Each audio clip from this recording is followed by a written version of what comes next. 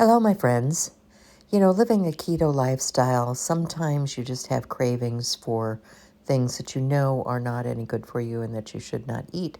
So I try to find alternate ways of creating something similar so that I can still maintain a keto lifestyle and have the things that are comfort foods that most of us enjoy from time to time.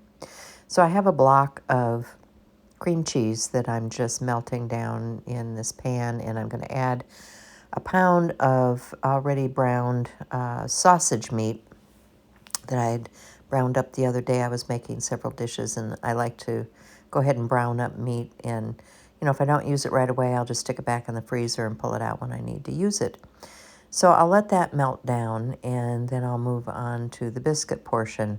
Now I have a packaged biscuit mix, which is a keto biscuit mix. It's from Scotty's, and I had never tried it before, and I don't want this stuff sitting around too long without giving it a try. So I thought I would give this a go. Now they want very, very cold butter and water, so I'm icing down my water, and I've had my butter in the freezer, and I should probably grate this, but I didn't want to get out a grater. I had my mini blender out here on the countertop, and so I'm just going to chop the butter in there into little chunks, kind of like pearls, and then add that to the mixture. But I would say the grater would probably work a little bit better for this than the chopper.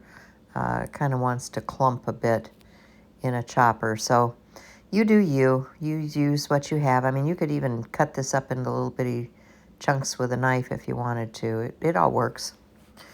So once I get that all chopped up, I mix it up together in my mixing bowl. And then what the package says is that you're supposed to kind of mold it out and fold it over and fold it over, kind of like if you were making croissants or something.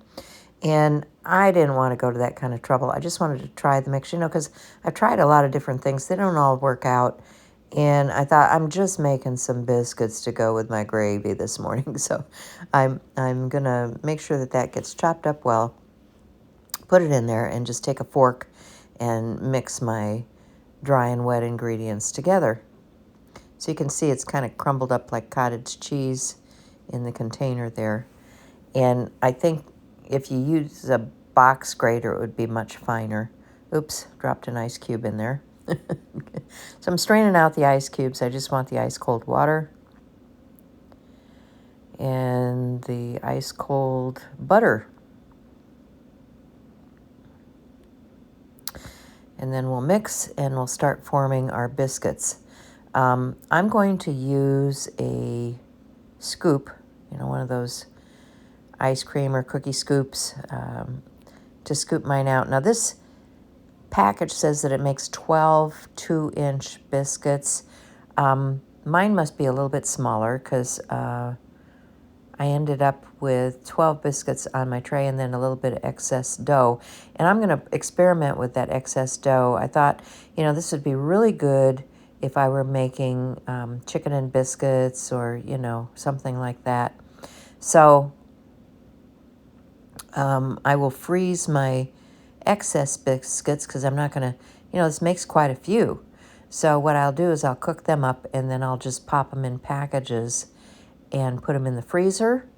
And then I can pull them out as needed when I want a biscuit to go with something, or just make a breakfast sandwich, Take your sausage patty and egg and cheese and make a breakfast biscuit. That would be good. So you can see this mixed up real well.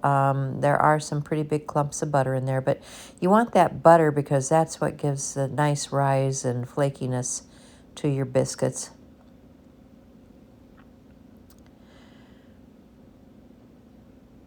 So I've preheated my oven to, I think, 425, and I'm going to get a baking sheet and some parchment paper. And I like to spray my parchment with a little bit of olive oil just to, have the biscuits release easily. So there's my baking sheet and my parchment paper.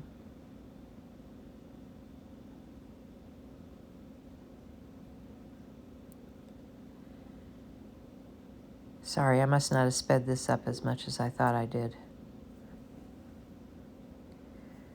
And maybe I missed a section. Who knows? Anyway, parchment paper, spray that down, and then we'll scoop it out and put it in the oven. And I think I baked mine for a total of 12 minutes.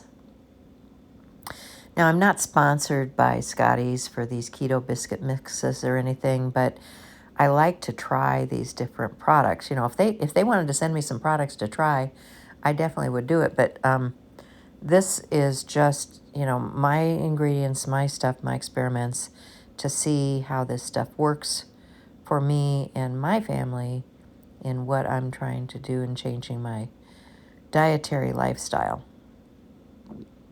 Okay, got it sprayed down. Gonna dip that out and bake it and scoop it up. And my husband ate a real healthy portion too, so he didn't have any objections. So I think this is a winner. It makes a lot, so I can, you know, store the excess and have it for another day. And really enjoyed these keto biscuits this morning. So if you have some really cool keto ideas, you know, pop them down below in the comments. I'd like to, you know, share with you and see what you're cooking up. If you're like me and you have lymphedema, you know that the keto diet is one of the things that has helped us with retaining all that fluid and stuff. And so I'm really embracing this today. So I'm just going to pat those down a little bit, stick them in the oven, and we'll get some final shots for you of what this looked like. And have a great day. Remember, kindness is free, so sprinkle a little bit of that around as you pass through your day and see other people. And I will see you guys again real soon.